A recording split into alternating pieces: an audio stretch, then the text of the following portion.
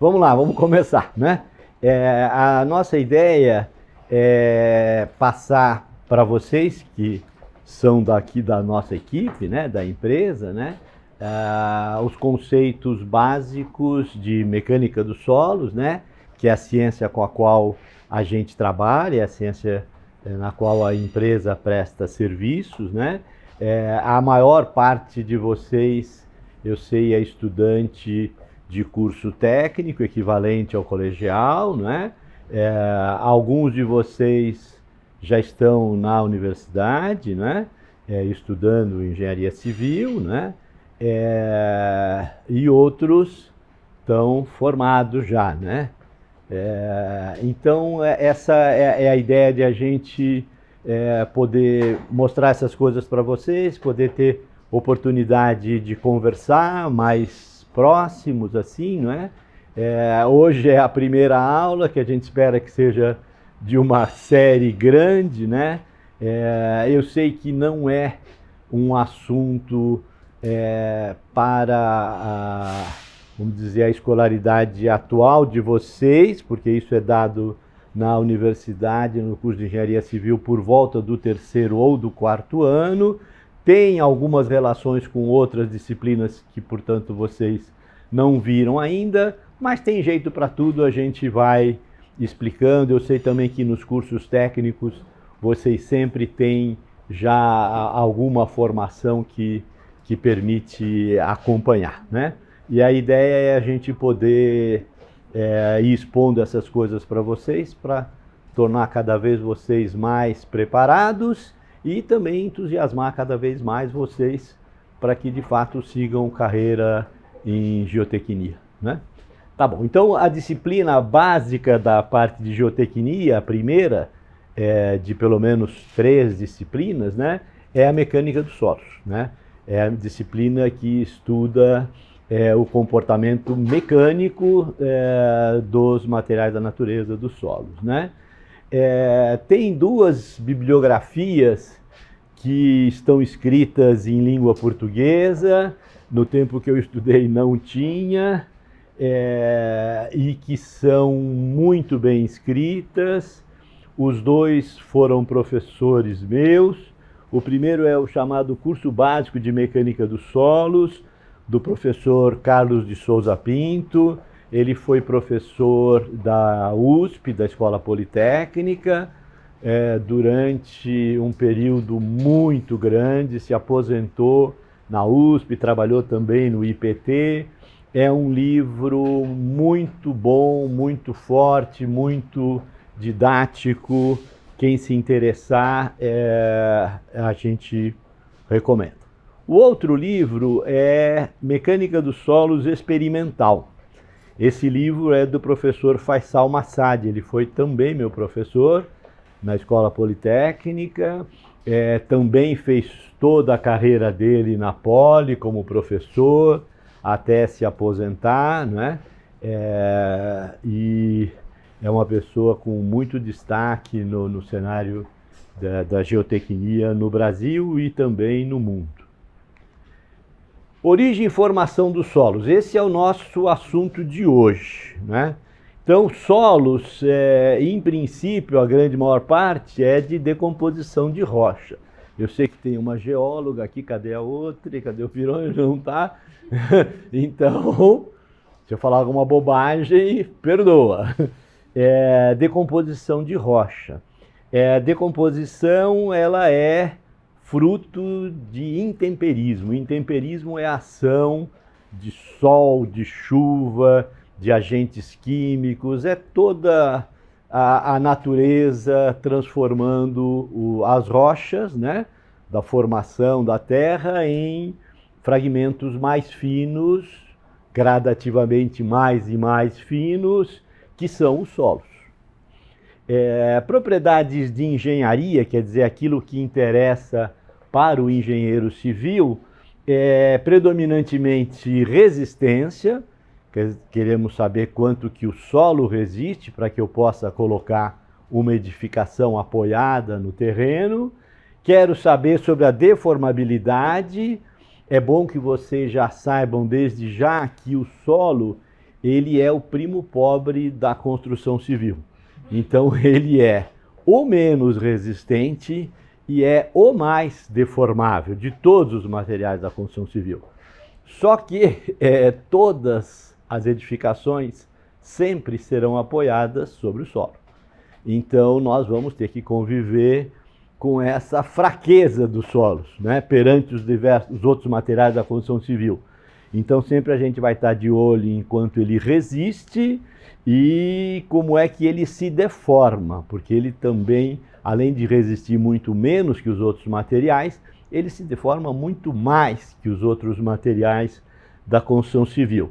Outras propriedades também vão nos interessar, a permeabilidade, quanto que tem facilidade a água de passar pelos espaços vazios entre os grãos, né?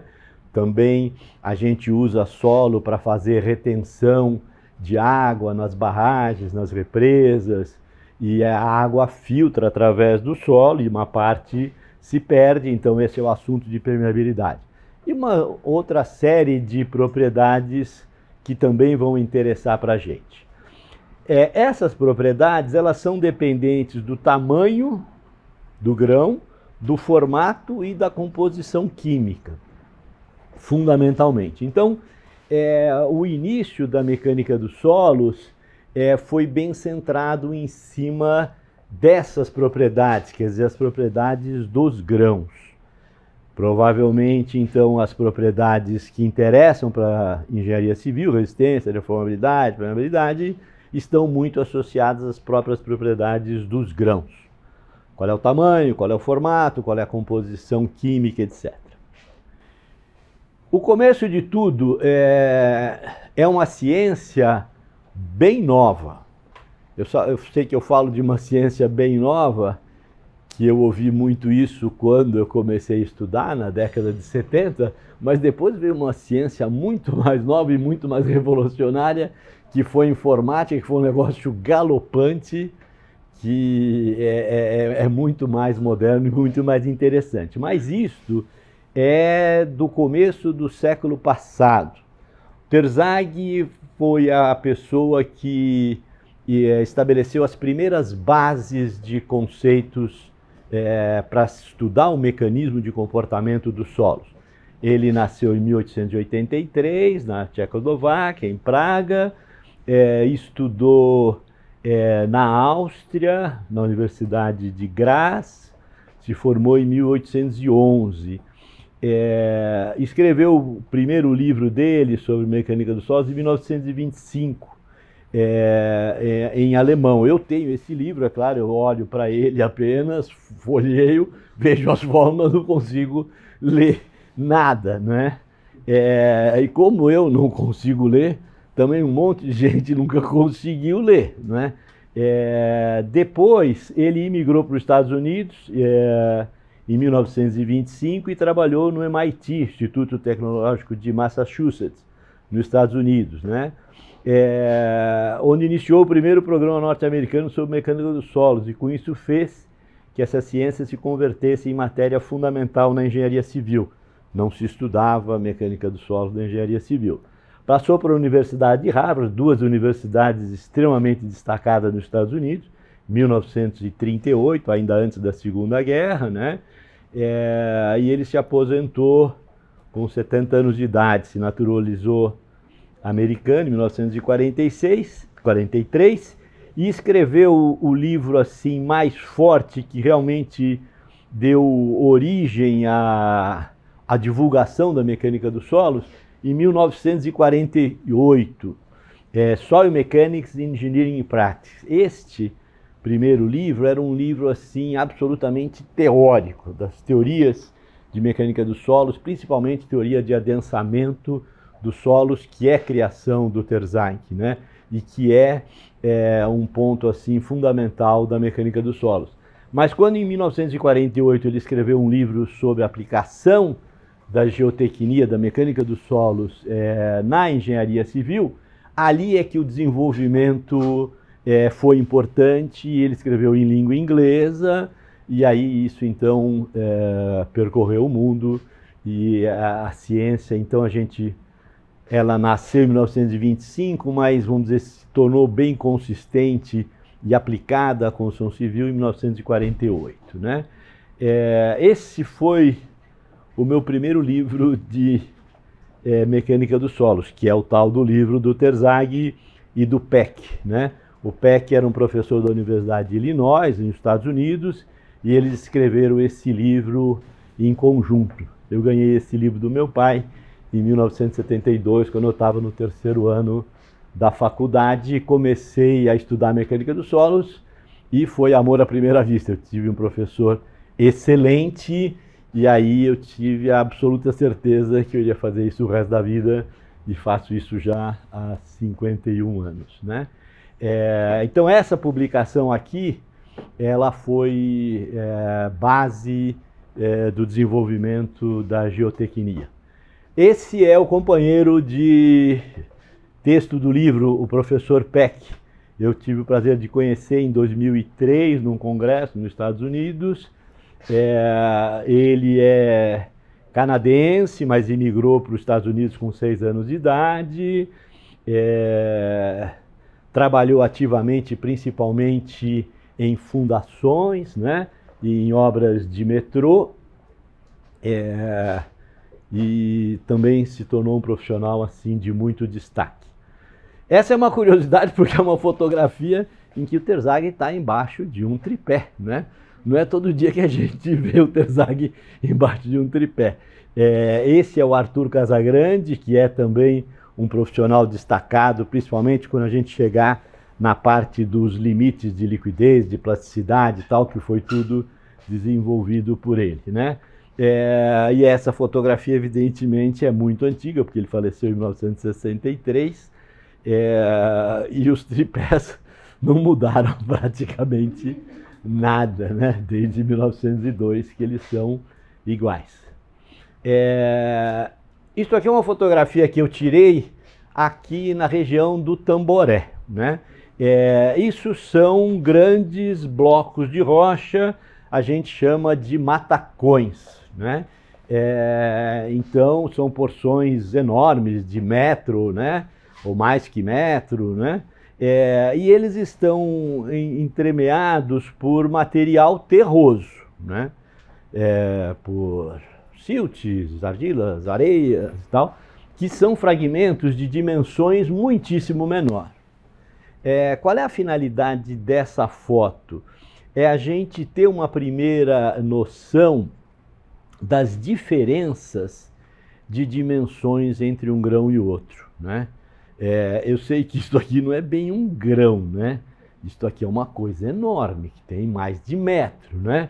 Mas ela é residual, ela está aqui, ela se desenvolveu aqui, ela é fruto da decomposição da rocha matriz, a rocha que está no embasamento. E foi o intemperismo que, com sol, chuva, agentes químicos e tal, foi decompondo os materiais mais frágeis, né, que evoluíram mais, né, e que se tornaram fragmentos menores. Mas o foco da fotografia é a gente poder imaginar como é que esse conversa com esse. A nossa acuidade visual, ela precisa de uma fotografia desse tamanho, porque aquilo que nós vamos conversar, os grãozinhos, nós não enxergamos praticamente nenhum deles. Então dizer que um é maior que o outro, um é menor que o outro, mãe de Deus. E eles têm diferenças de tamanho que vão a 10 mil vezes com facilidade. E nós não temos escala para imaginar o que é diferente em 10 mil vezes. Nós somos muito bons para o dobro, para o triplo. A gente vai em 10 vezes maior ou menor, mas a gente se atrapalha um pouco com coisas muito pequenas. Isso aqui é em Fernando de Noronha, não tem nada a ver, mas é apenas para a gente mostrar a rocha toda fraturada, toda quebrada. Isso é a natureza que fez, né? É o tal do intemperismo, sol e chuva, né? E material terroso em volta. Os mais resistentes, estão com a decomposição mais atrasada. Os menos resistentes já foram decompostos, né? E essa evolução, isso aqui é uma fotografia só para a gente ter ideia da brutalidade da natureza, é um dobramento, né? É isso que consegue transformar a pedra em terra, né? Então, sobre gênese dos solos, nós temos aqui uma lista de denominações, né? Que é bom vocês começarem a se familiarizar. A gente usa isso aqui nas nossas classificações, né? Vocês usam nas representações dos resultados das sondagens, né? Então, solos residuais. Solo residual, ele é resíduo da rocha que está para baixo dele. Então, aquela rocha foi decomposta por ação do intemperismo e foi se transformando em solo. Ou seja, ele nunca saiu desse lugar, ele não foi transportado, né? Ele pode ser um solo residual jovem, a gente dá o nome de saprolito, tem quem fale saprólito. O que é jovem é um solo que está sendo decomposto, alterado, mas ele não tem tanta idade de decomposição. E existem os maduros, que são solos que já foram bem intemperizados, bem decompostos, bem evoluídos. Esse grupo é o grupo dos solos residuais. O segundo grupo é o grupo dos solos transportados. Então, transportados podem ser os coluviões ou talos, são materiais que são transportados por ação da gravidade. Pode ser os aluviões, que são transportados por ação de cursos d'água. Pode ser fluviais, podem ser litorâneos, podem ser deltaicos. Tem os solos sedimentares, que podem ter uma datação mais recente, do período quaternário, ou mais antiga, do período terciário. Existem os solos eólicos. Os solos eólicos são as dunas, então o agente transportador é o vento. Os solos eólicos, com esse agente transportador do vento, eles são extremamente regulares, quer dizer, todos os grãos têm mais ou menos as mesmas dimensões. O vento é dos agentes de transporte o mais seletivo, quer dizer, grãos maiores o vento não leva, e os grãos menores foram parar sabe lá onde.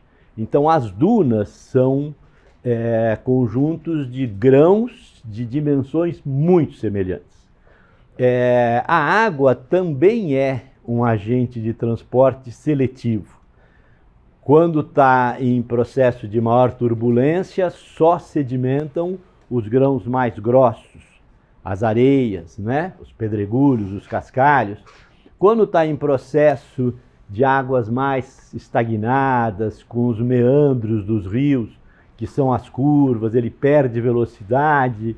Nessa ocasião se depositam, então, os materiais mais finos, as argilas, os siltos. Os solos podem ser orgânicos, areias ou argilas orgânicas e turfas. Podem ter uma origem que não é uma origem mineral, seria uma origem orgânica. Evoluídos pedologicamente, são fruto de muito intemperismo, então eles podem se tornar solos porosos, né, por muita infiltração de água e carreamento de óxido de ferro, pode deixar os vazios muito expressivos. Aí quando a gente faz as sondagens SPT, a gente encontra números muito baixos, 2, 3, 4 golpes, né, de valor de SPT. Normalmente, nesses solos porosos, o nível d'água é profundo, quer dizer, eles estão insaturados, né? Nos vazios não tem quase água, né? Apenas umidade, mas tem predominantemente ar, né?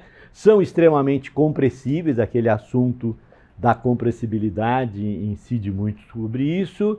E tem também as lateritas, né? Que com o processo de evolução pedológica acabam assumindo outras características. Nas classificações geológicas, prevalece o último fenômeno envolvido. Assim, por exemplo, as argilas porosas do espigão da Avenida Paulista, em São Paulo, aquelas argilas vermelhas, insaturadas, são solos lateríticos, apesar de que originalmente eles foram depositados por sedimentação no período terciário. Mas a evolução pedológica transformou esses solos em solos lateríticos. Essa é uma seção esquemática de uma região de solo residual. Então a gente vê mais próximo da superfície um solo residual maduro, já bem decomposto, sem fragmentos de rocha, né? Depois a gente pode começar a encontrar alguma coisa de fragmentos, né? Não digo grandes matacões, mas pequenos fragmentos menos alterados, né? Que seria um solo já não tão maduro, em profundidade maior, né?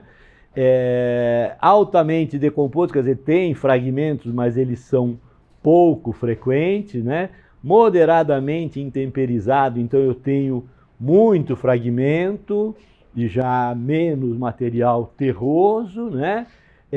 Levemente intemperizado, então predominam os materiais de blocos de rocha e pouco material evoluiu para solo, né? E a rocha sã, a rocha fresca, que quase não tem decomposição, tem algumas fraturas, tal, por onde vão caminhar no futuro as decomposições. Voltamos lá para as fotografias de Fernando de Noronha. Bom, cada um observa o que mais gosta em Fernando de Noronha. Eu gostei das pedras aí. Então, tudo arrebentadinho aí, né? Pela ação do intemperismo, né? E se eu voltar para lá daqui a alguns milhões de anos, vai ser tudo já com essa cara aqui, né? Essa cara desse material terroso é parente desse. Está sofrendo o mesmo processo, mas tem minerais diferentes e, portanto, evoluções diferentes. Se tiver errado, Pirone e Ana Beatriz, se manifeste agora ou cale-se para sempre. Desembocadura do Rio Paraíba. Quando criaram o Google Earth, para mim foi um negócio assim fantástico, né? Eu tenho uma obsessão por mapas que é um negócio medonho, né? E poder olhar essas coisas de cima é fantástico, né? O Rio Paraíba é um rio interessante porque ele nasce lá na região próxima a Angra dos Reis, ele vem para São Paulo muito animado, né? E quando chega ali em Jacareí muda de ideia e pega a Dutra, que na verdade a Dutra foi feita do lado dele, e vai embora para o Rio de Janeiro. Belisca ali Juiz de Fora, não sei o quê, e depois entra por Minas Gerais, Três Rios, e vai sair lá em Campos de Goytacazes, São João da Barra, no Rio de Janeiro, né? E aí a gente vê, então, quer dizer, que todo esse sedimento que ele vai carregando ao longo de todo o processo, ele vem e desemboca no mar, né? Então a gente ampliando isso daqui, né? Como chama isso? É Ilha Barreira, Pironi, não? É Ilha Barreira, que você vai depositando, depois erode, deposita mais, que vai formando esse bando de material sedimentar, que são os deltas de lançamento do rio. Só lembro do delta. Só dos deltas. Mas o processo acho que envolve as chamadas Ilhas Barreiras, que vão ficando esses... Se a gente olhar, né, vai diminuindo aqui a escala, né? É claro que a gente andando no campo, a gente não enxerga isso, né? Precisa pegar carona no Google para poder olhar, né? Eu acho fascinante, mas enfim. Dimensões dos grãos. Estamos chegando nos nossos objetivos aqui, né? Então, mecânica dos solos é a mecânica do comportamento dos grãos terrosos, né? Grãos terrosos tem os muito fininhos, que ganham o nome de argila, tem os não tão fininhos, que ganham o nome de silt, os mais grossinhos ganham o nome de areia, e muito grosso ganha o nome de pedregulho, né? Na classificação da ABNT, as argilas vão até a dimensão de 0,005 milímetros, né? Milímetros. 0,05 milímetros, não tem a menor ideia do que é isso, porque a gente não tem condições de enxergar, né? Essas são as argilas mais grossas. Elas vão até essa dimensão, 0,005. Quando passa de 0,005 e perde um zero aqui até 0,05, eles ganham o nome de silt. E também nós não estamos vendo nada, né? A lousa não é mais de giz, mas quando era de giz eu passava o dedo aqui no giz e mostrava que o meu dedo continuava branco. Vocês devem apenas imaginar, porque o giz ele tem a granulação do silt, o pó de giz, né? E o pó de giz ele não dá nenhuma pelota para a força da gravidade. Você passa o dedo no giz, oferece para ele a gravidade para ele cair fora e ele não vai. Por quê? Porque ele fica aderido no dedo por forças da eletroquímica, que são para ele muito mais importantes do que a força da gravidade. Gravidade, você precisa ter massa para poder sofrer a atração da gravidade. Esses coitadinhos dessas dimensões aqui quase não tem massa.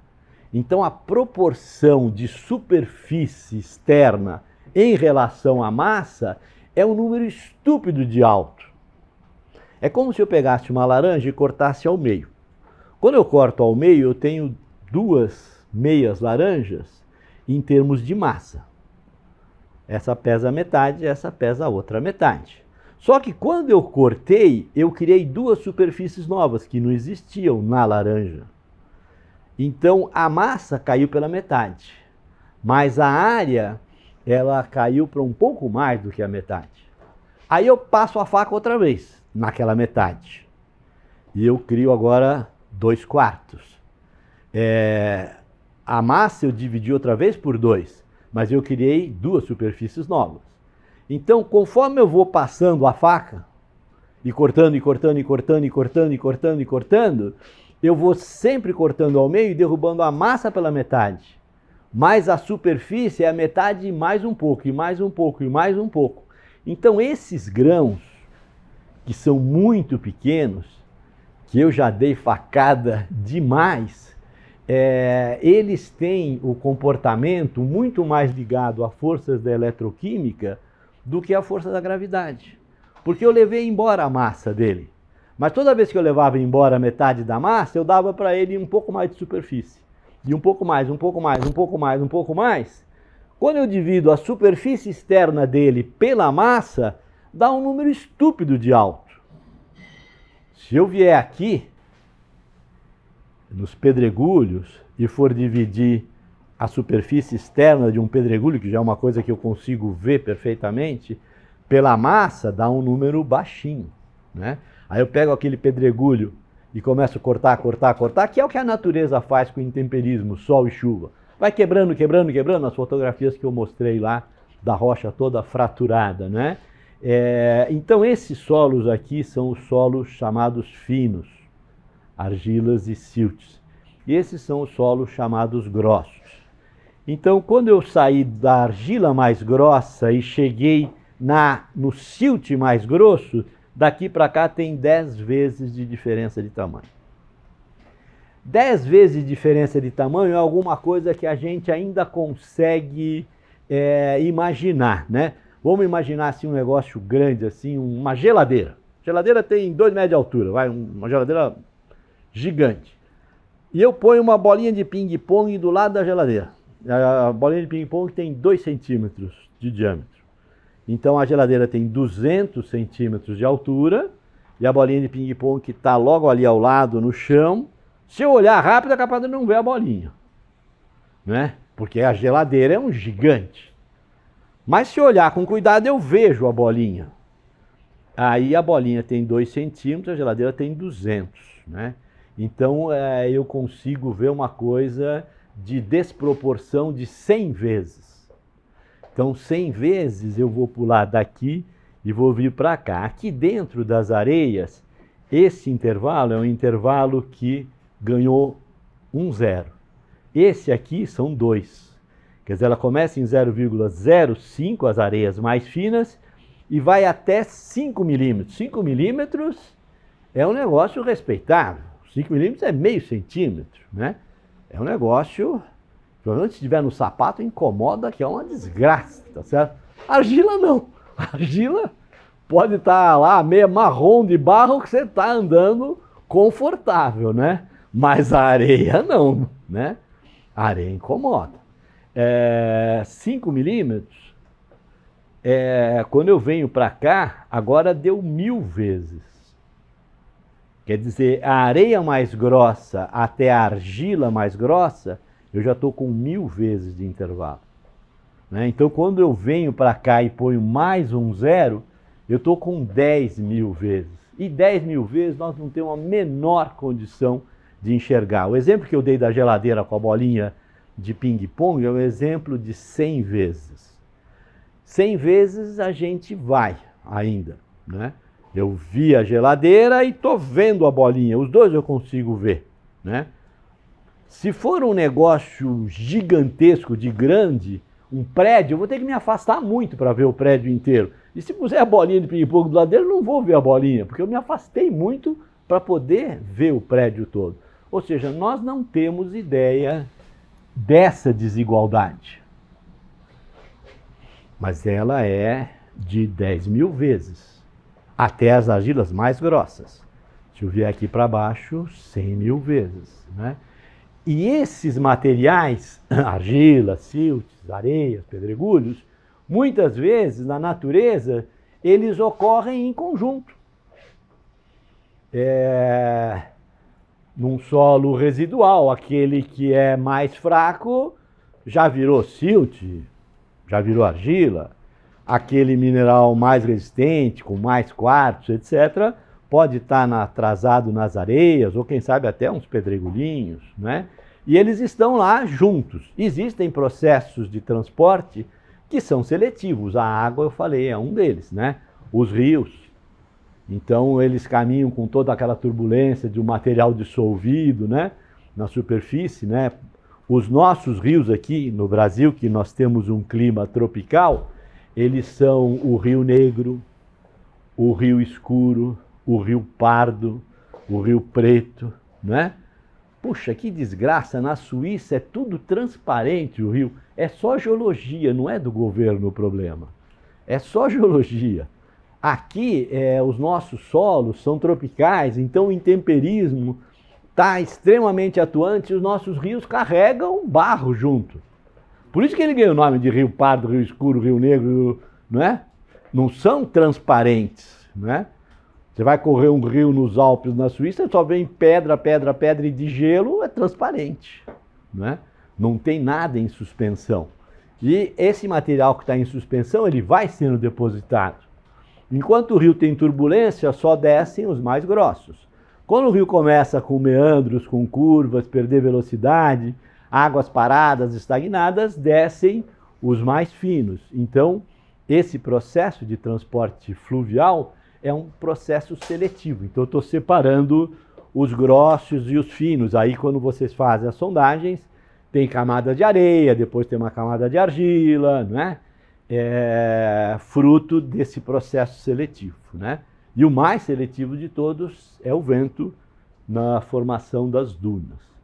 Voltamos para a fotografia dos matacões, é a mesma, só para a gente relembrar que essas coisas de dimensões enormemente diferentes, elas estão juntas, né?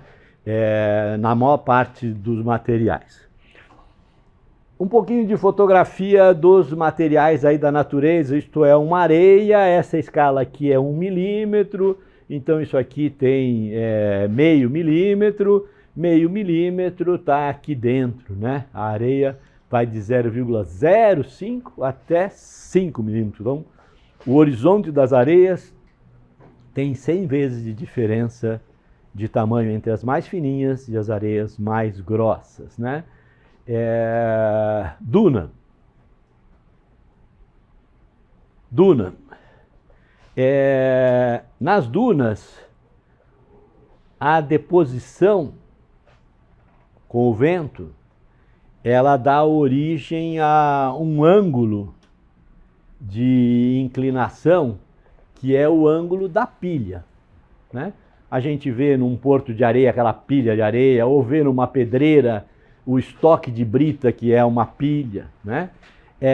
Esse ângulo de inclinação, ele é chamado de ângulo de atrito.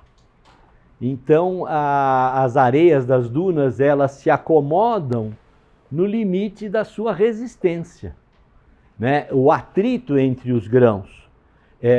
Então, esse ângulo pode ser um pouco maior ou um pouco menor, que é representativo da resistência ao cisalhamento do solo. Resistência ao cisalhamento do solo em relação à aula de hoje está lá no fim do assunto de mecânica do solo. Mas eu já contei para vocês que o solo é o primo pobre da construção civil, né? Aí quando a gente for chegar lá em resistência ao cisalhamento, nós vamos ver que a gente precisa uma pressão de confinamento para poder ter um pouco mais de ganho de resistência. Se a gente for falar, por exemplo, das areias, as areias na superfície, o vento bate e leva embora. Então tem quanto de resistência? Zero. Zero. Mas se eu cavar um buraco de uns 2 metros na areia e der um pontapé na parede do buraco, vou machucar o dedo. Mas é areia, tem zero de resistência. Tem zero de resistência se ela estiver desconfinada. Se ela estiver confinada por 2 metros de peso de terra, um grão está apertado contra o outro. E esse aperto, com o atrito que existe entre os grãos, traz resistência. Então, os solos são tão pobres em relação aos outros materiais da construção civil que muitos dos solos precisam confinamento para poder ter resistência. E nós temos outros materiais na construção civil, por exemplo, o concreto, né, que tem uma resistência estúpida em relação ao solo. Não que ele não seja feito de solo, claro. Tem brita, tem areia, tem cimento, tem água, esses venenos todos depois dão uma resistência assim estúpida. Mas isto é a resistência dos solos. Vai aparecer lá para frente um outro agente resistente que é uma ligação eletroquímica entre os grãos, os mais finos. As argilas e os siltos, aquele das últimas fatias da laranja, que ficaram bem pequenininhos, né? Para aqueles existem as ligações eletroquímicas. Como eu falei do pó de giz que eu apago e ofereço a gravidade, ele não vai embora, porque ele está aderido no meu dedo por força da eletroquímica. Então, nos solos finos existem essas ligações entre os grãos que vão trazer também resistência na forma de coesão. Areia padrão de Ottawa, no Canadá. Esta areia aqui, diferente dessa aqui de Monterrey, essa tem as faces assim bem brutas, né? E essa aqui tem as faces todas polidas e arredondadas, etc. Então essa daqui já viajou muito no transporte. Vai rolando, rolando, rolando, rolando, rolando, ela vai ficando assim mais arredondada. Então existe o aspecto também do formato dos grãos, né? As dimensões dos grãos, estava lá no comecinho, nas primeiros slides aqui, né? O formato dos grãos, né? O relevo de superfície dos grãos, a rugosidade, né? E as dimensões dos grãos, tudo isso vai interessar para as propriedades que a gente busca na engenharia civil, resistência, deformabilidade, permeabilidade, etc. Isso é solo lunar, está aqui só de curiosidade. Lógico que a gente não tem todo dia uma amostra de solo lunar, mas esteve no Brasil fazendo uma palestra há trocentos anos atrás, década de 70, da viagem à Lua, né? Dos astronautas, que se eu me lembro, acho que foi em 1969, né? Aí trouxeram amostras e estudaram, né? E veio uma palestra aqui no Instituto de Engenharia e trouxeram algumas fotografias, enfim, são fragmentos também, né? Agora apareceram as argilas. As argilas têm uma cara feia, né? Enquanto nós estávamos aqui, muito bonitinho, esse aqui é praticamente a bolinha de ping-pong que eu tinha usado de exemplo, né? Agora aqui o negócio complicou. É claro que isso aqui é de microscópio eletrônico, ninguém enxerga isso, né? Isso está ampliado, sabe-se lá quantas vezes, né? O formato já é bem diferente, porque o formato é um formato de flocos, né? Parece o cornflakes isso aqui, não é? Os sucrilhos, né? Então, as dimensões já são diferentes, assim, quer dizer, X e Y são da mesma família, né? Isso é uma lamela, né? X e Y são da mesma família, mas o Z, que é a terceira dimensão, é como se fosse uma lâmina de gilete. Ela tem 2 centímetros por 3 centímetros, mas a espessura é 0,0000 milímetros. Quer dizer, a terceira dimensão, ela é muito diferente das outras duas, né? E aqui, então, tem a predominância, isto é um grão muito pequeno. Além de ele ser muito pequeno, ele tem um formato diferente dos grãos graúdos, né? Ele tem um formato de lamela ou de fibra. Tem para todo gosto.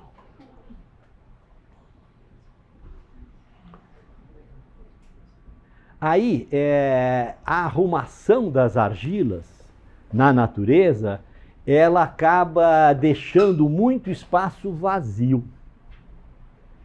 Nós vamos ver um pouquinho mais para frente, e essa aula vem logo, que o solo ele é composto de 3 fases: parte sólida, parte líquida e parte gasosa. O sólido é o fragmento da rocha. O líquido é a umidade, a água, né?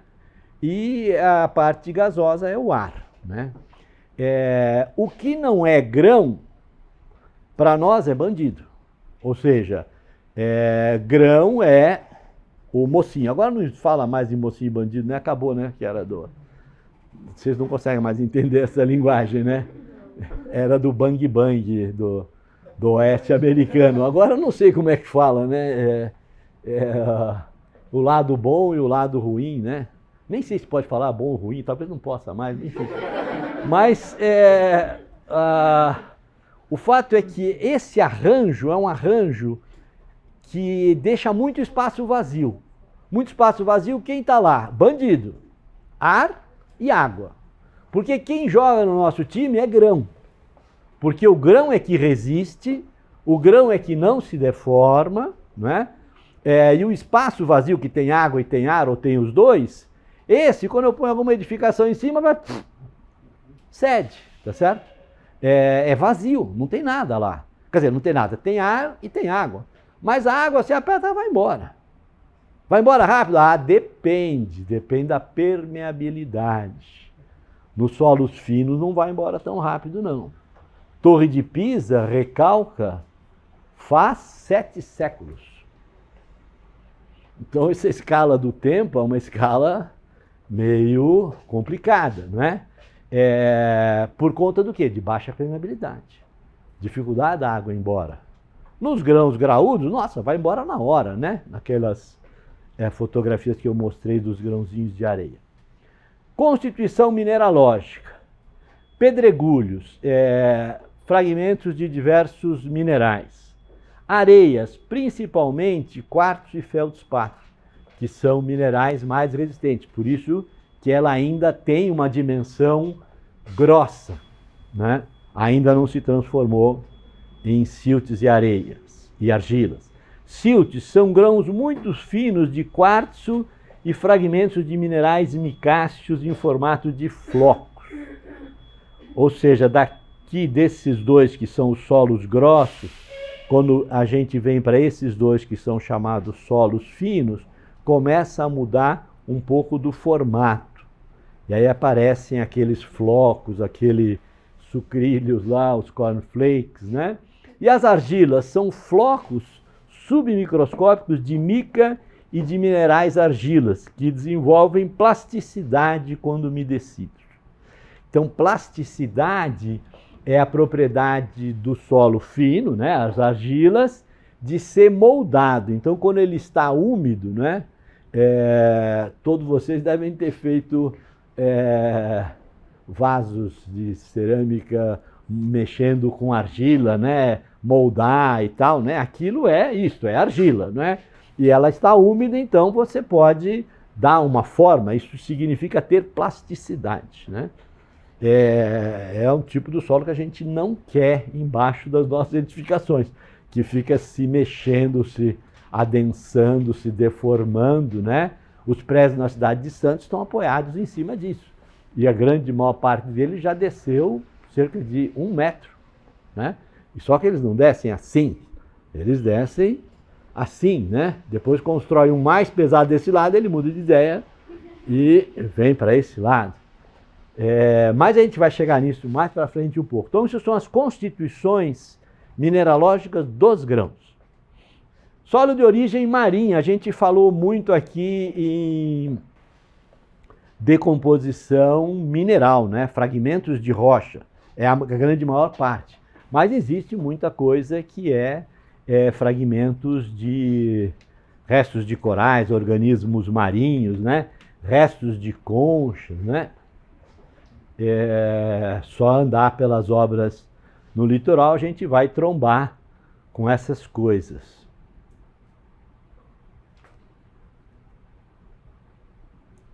As argilas, outra vez, ver as lamelas de olha o espaço vazio, né? O arranjo das argilas é como a gente fazer um castelo com carta de baralho, né? Vai pacientemente colocando uma, outra em cima, desde que ninguém assopre, né? Fica aquele negócio que, na verdade, tem pouco grão. Quem é o grão? O grão é a carta de baralho. Depois eu fecho tudo aquilo lá, põe numa caixinha, era só isso que eu tinha de grão. Mas eu posso montar um castelo enorme com as cartas de baralho. O que existe entre as cartas? Vazio. Espaços vazios. Assim são os arranjos das argilas. Muito espaço vazio, né? Grãos em formatos de lamela. Esse é um solo de Curitiba, chamado a Formação Gabirotuba. É um solo argiloso, em geral ele está extremamente pré-consolidado, forte, resistente, ele é do período terciário, uma deposição do terciário, né? Mas ele tem muito material, é ávido por água, ele é em geral expansivo, né? Ele resseca com a ação do sol e depois ele fragmenta todo em pastilhas. Quando você faz uma escavação nesses materiais, na cidade de Curitiba, né, essas escavações prediais para fazer subsolo de edifício, o talude que recebe o sol se comporta de um jeito e o talude que tem a face sul, que não recebe o sol, se comporta de outro. Aquele que recebe o sol, ele resseca, trinca, vem a primeira chuva, ele desce, vira uma sopa lá embaixo. E a face oposta, que não recebe a ação do sol, ela permanece intacta, perfeita. Aí ninguém entende, nossa, por que caiu desse lado e o outro lado está intacto? Um recebe o sol, o outro não recebe o sol. Por conta de todas essas dificuldades que os solos finos nos trazem, né? Os arranjos com os vazios, né? Isso já é uma fotografia simples, né, com uma caneta aí, né, para ver a cara do Gabirotuba, os flocos, aqui parece um macarrão isso aqui, né, esse aqui é o espaguete de domingo, né, na cara, né, mas são argilas, então os formatos mais diversos, mas a gente não consegue ver, nossa acuidade visual não permite chegar aí. Composição granulométrica. Em geral, na natureza, as diversas dimensões dos grãos estão misturadas. Era aquela fotografia que eu já mostrei 2 vezes lá dos matacões, né? Essa é uma das grandes desgraças, né? Eu tenho de todo tamanho, né? E a mecânica do comportamento disso, é claro que tem que ser alguma coisa complicada, né? O mecanismo de comportamento. As propriedades de engenharia dependem muito da granulação geral e das proporções de ocorrência dos diversos grãos na mistura. Quanto que eu tenho de argila, de silt, de areia, de pedregulho, né? Ou não tem pedregulho, então só tem areia, silt e argila. Ou não tenho areia, só tenho silt e argila, né? Enfim, a composição granulométrica é um dos determinantes fortes.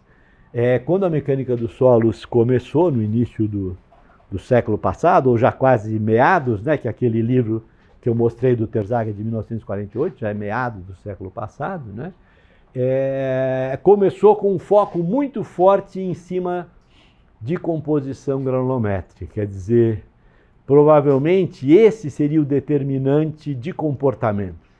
O grão mais fino, ou médio, ou mais grosso, né? Então, a análise granulométrica que nós fazemos aqui embaixo no laboratório, né, ela pode ser feita por peneiras, e as peneiras vão até um solo de dimensão 0,075 milímetros, né, e pode ser feito dali para baixo com sedimentação. Então, mistura o solo com água, um defloculante, põe a proveta, põe um densimo, nós vamos chegar um pouquinho mais para frente, vamos ver isso, né? Isso é um jogo de peneiras, né? A peneira mais fininha, que é essa abertura aqui de 0,075, é como a abertura de uma meia de seda de mulher. É muito fininha, muito fininha. Será que não tem tecnologia para fazer mais fininho ainda? Tem. Mas qual é que é o limitante? O limitante é que quando eu estou passando em peneiras grossas, que retém os pedregulhos, retém as areias mais grossas, retém as areias médias, quem está mandando é a gravidade. Eu balanço a peneira, ofereço a gravidade pelos buraquinhos da peneira, quem for mais fino caiu fora. Foi embora, vai para outra peneira. Ofereço e vai embora, e vai embora, e vai embora. Quando eu chego nessa dimensão aqui, 0,075, é como uma meia de seda, é um negócio fininho. O que começa a limitar?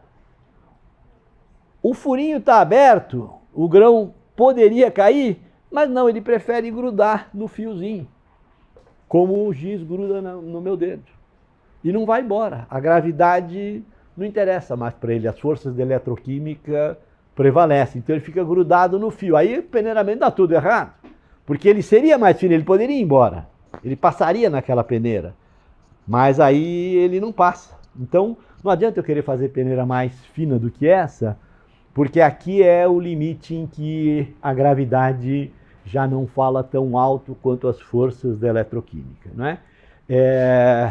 Então, se a gente for por essas denominações agora, e não pela norma brasileira, os números são um pouquinho diferentes, tem vários sistemas de classificação, né?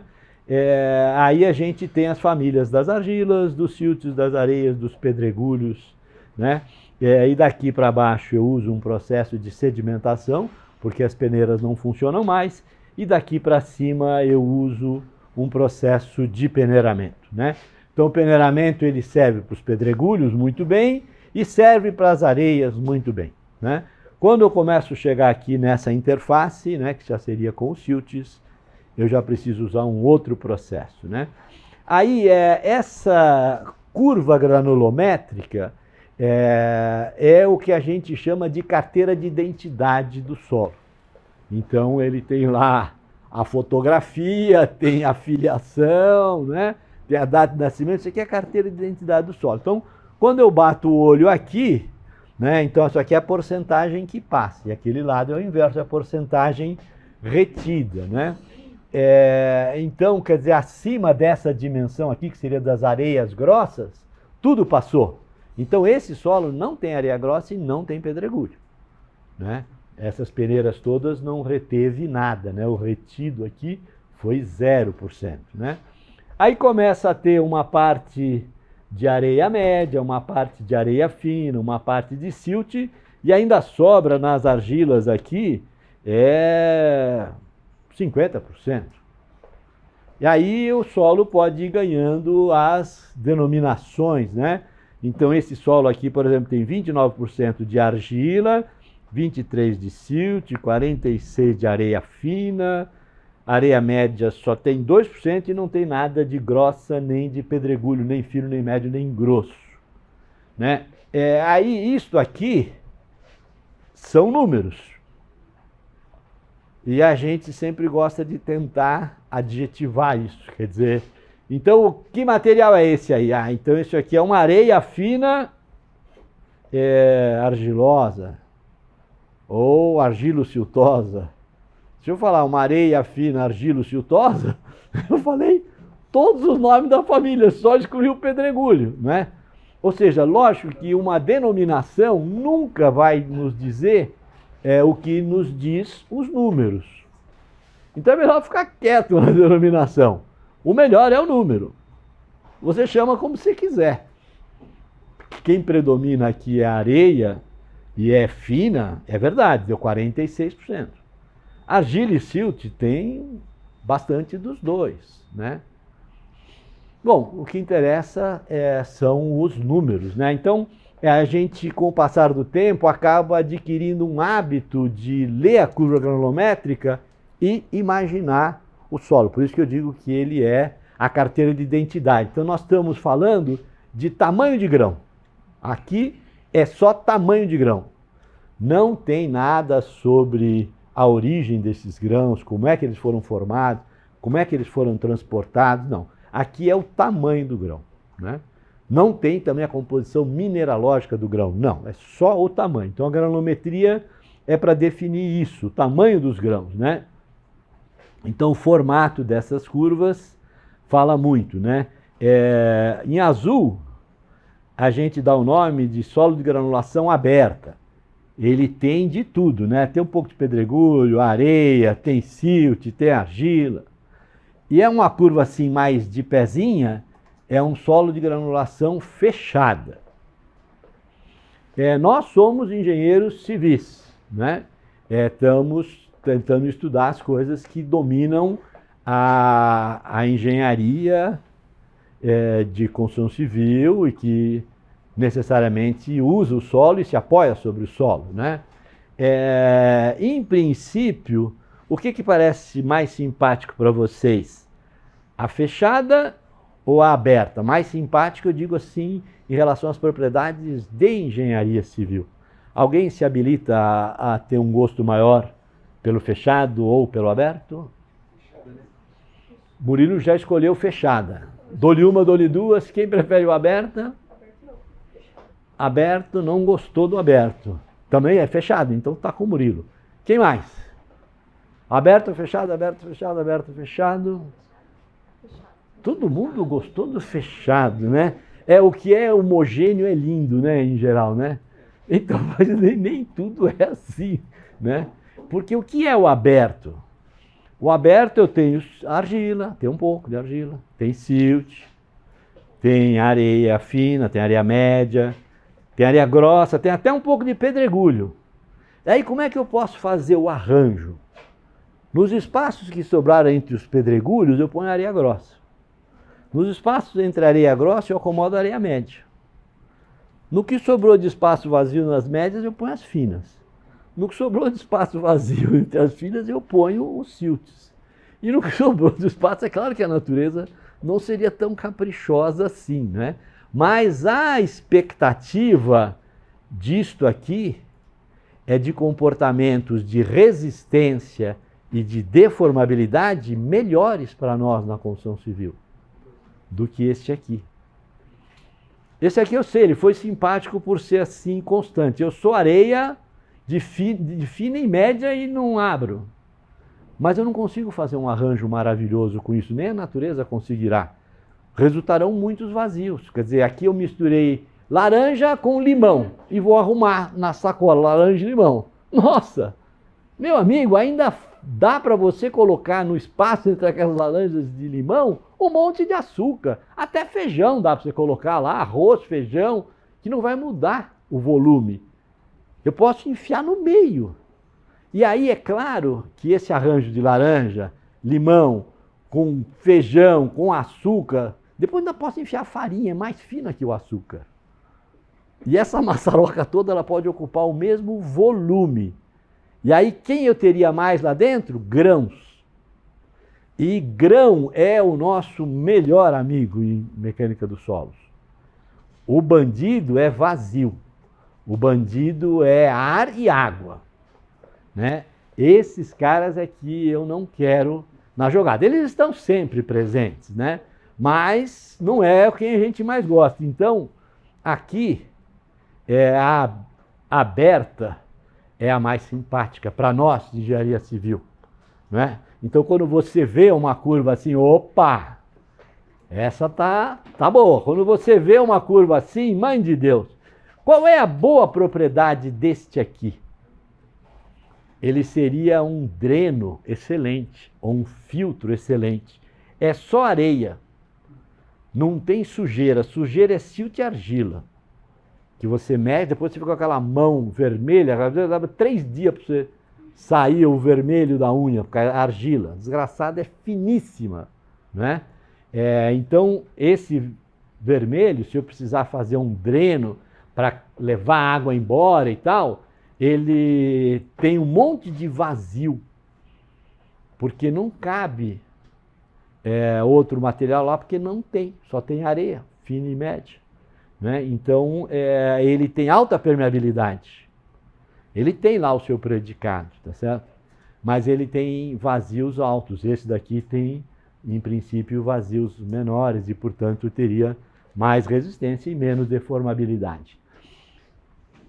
São fotografias, infelizmente, essa trena aqui é em polegadas, mas, enfim, polegada é 2,5 cm, então aqui a gente tem grãos de pedregulhos, de areia, e pode ter um silt ou uma argila perdido por aí um pouco, né?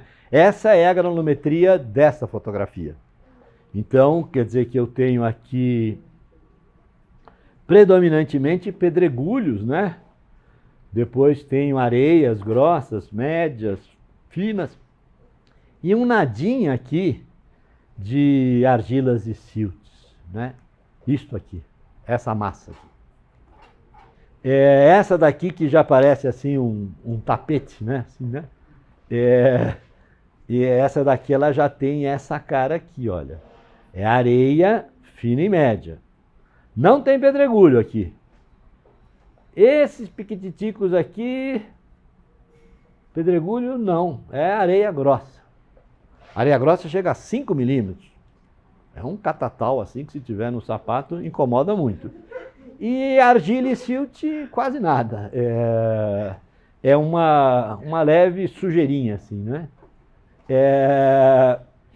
Existem 3 parâmetros que nos permite atribuir notas para essas curvas granulométricas. Porque nós, de engenharia, somos loucos por números. Não gostamos muito de denominação. Quando fui dar aquela denominação, usei quase as 4 granulações. Uma areia silto-argilosa. Pô, você só me disse que não tem pedregulho, mas eu não consigo imaginar que material que é aquele.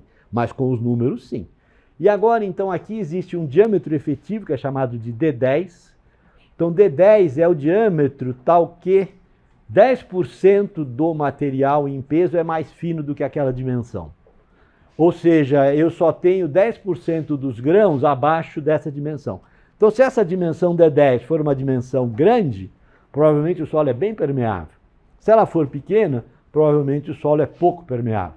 Então, é um número que me traz uma ideia de propriedade. Coeficiente de uniformidade é o D60 dividido pelo D10. Então, se eu tiver a granulação aberta, esse número aqui vai ser alto. Se eu tiver a granulação fechada, esse número vai ser baixo.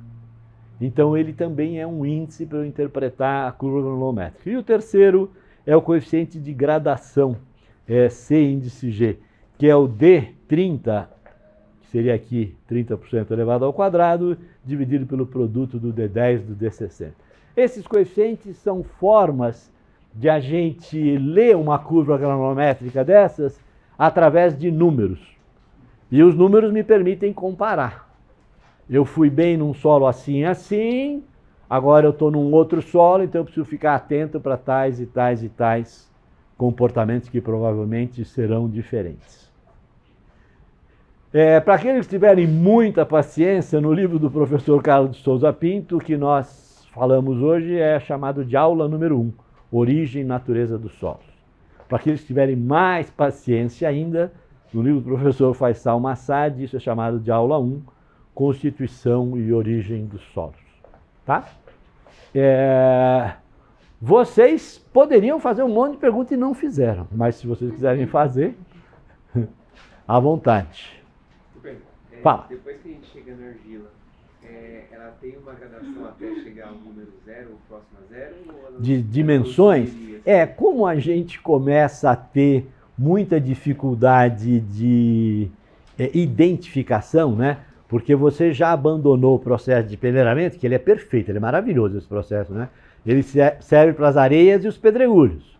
Aí você já entrou naquele mundo da sedimentação. Sedimentação, você misturou o solo com a água, ele se tornou mais denso, porque além de ter água, tem grãos, e aí você coloca um densímetro, vai esperando, aquilo vai sedimentando, a densidade vai diminuindo, e através da lei de Stokes, que nós vamos ver aqui um pouquinho mais para frente, você faz a avaliação das dimensões dos grãos, mas é a avaliação, né? Ou você vai para o microscópio eletrônico e olha aquelas coisas lá que também não te dizem nada, ou te dizem, sai de perto, porque isso aqui, mãe de Deus, vai saber como é que se comporta, né? Então, a gente não tem como chegar em fragmentos assim muito pequenos. No microscópio eletrônico, sim, você amplia e você tem ideia de dimensões, né? O que a gente sabe é que quanto mais fino fica, provavelmente ele tem mais surpresas desagradáveis para nós na construção civil, né? Simpático, legal mesmo, não são os mais graúdos. Mas esses miúdos, para encher os vazios dos graúdos, eles são bem-vindos, né? Qual é o solo que não tem quase nada de vazio? Aquele ideal mesmo, que ele vai receber nota 10 hoje. Que solo que é perfeito. Não tem espaço vazio, não tem água e não tem ar. Como é que eles chamam? A rocha, exatamente. Esse é o nosso mundo ideal, certo? Né? Que dentro dos solos a gente não consegue chegar. A rocha, ela tem um peso específico, quer dizer, peso dividido por volume, da ordem de 2,6, 2,7 gramas por centímetro cúbico, né? E os solos, eles estão aqui embaixo, com 1,8, 1,7, 1,9. Por quê? Porque está cheio de bandido dentro, que é água e ar, né? Então, ele se torna menos denso, né? O nosso sonho é a rocha, né? Mas ela é incômoda para a construção civil, né? É cara de desmontar, é cara para perfurar, para pesquisar. Na verdade, seria ótimo, mas na verdade é uma desgraça, né? Em 50 anos de profissão, eu tive uma vez uma oportunidade de fazer um prédio em Piracicaba, com um subsolo apoiado na rocha, em sapatas, fundação direta, em que a rocha ela tinha superfície absolutamente plana, nivelada, e que dava certinho no fundo de apoio da sapatão. Não precisou fazer desmonte de rocha, não precisou explosivo, não precisou fazer estaca, mas isso aconteceu uma vez em 50 anos. Né? Em geral, ela vem para atrapalhar, né? Porque ela está onde você não quer, para você desmontar é caro, depois que você desmonta também você não tem o que fazer com ela, enfim. Que mais, gente? Eu tenho uma dúvida. Sim. Igual o senhor comentou, né? A gente sempre gosta de olhar para números quando a gente olha na questão da granulometria. E mesmo no exemplo que o senhor mostrou, acho que é do IPT, né? IPT, que mostra que a porcentagem de areia era até superior aos outros granulometrias. Mas quando ele faz a classificação do HRB, ele chama de A6, que é uma argila plástica. Aí você fica, pera, mas como que na granulometria... nós vamos chegar nessas classificações, porque isso é o comportamento delas, né? Porque aquela porção de finos argilas, e se um tinha 23, outro tinha 29, né? Em relação aos 46, deu para ela plasticidade, né? Quer dizer, aqueles grãos de areia, eles estão no meio daquela massa que dava uma certa plasticidade, né? E aí, então, aquele item lá é um item de classificação, né? Da ASHO, né? Que vai te dar as denominações típicas. E esses números, por exemplo, é A6 aquilo lá? Estava escrito ali A6, né? aí você pode ter uma ideia melhor, né? Mas os números são sempre os mais fortes. Que mais, turma? Números, né? Porque muita gente faz calculação tátil visual e depois faz o site de granometria, né? Dá muito diferente em relação do que a gente pega um do outro, né? Então é aquilo, que são métodos diferentes de você avaliar ali a granometria. Exatamente. E o tátil visual é só tátil e visual. Quer dizer, aquilo que você está vendo, está sentindo com os dedos, né? E aí você atribui uma denominação. Não necessariamente quando você fizer a granometria vai dar aquilo, né? E na granometria também tem a fase de peneiramento, que ela é pura, né? Mas tem a fase de sedimentação em que você joga um produto químico que é o defloculante, que é para fazer os flocos se soltarem para que os grãos fiquem individualizados, né? Mas na natureza eles não estão assim. Então eles podem apresentar na natureza um comportamento diferente. Então nem sempre é tão esclarecedora a granometria. Maravilha, turma. Obrigadíssimo pela paciência aí. Bom estar com vocês aí. A gente vai dessa forma poder se aproximar mais. Também cada vez mais vocês vão ouvindo essa linguagem, né? Eu espero que vocês se entusiasmem com isso e não desistam, né? É uma ciência interessante, dá muita oportunidade, nunca ela será substituída, porque sempre todas as edificações serão apoiadas sobre a Terra, a lei da gravidade não será revogada, jamais, tá certo? E o homem sempre vai lidar com o solo. Ah, mas agora saiu o Apple 15, e daí? Não mudou nada a granulação dos solos, a mineralogia, a origem e formação, nada. Nada. Pode ser o Apple não sei dos quantos lá, não vai mudar. Então isso vai permanecer, né? É a minha sensação com os dados que eu tenho hoje, né? Maravilha. Obrigado, pessoal.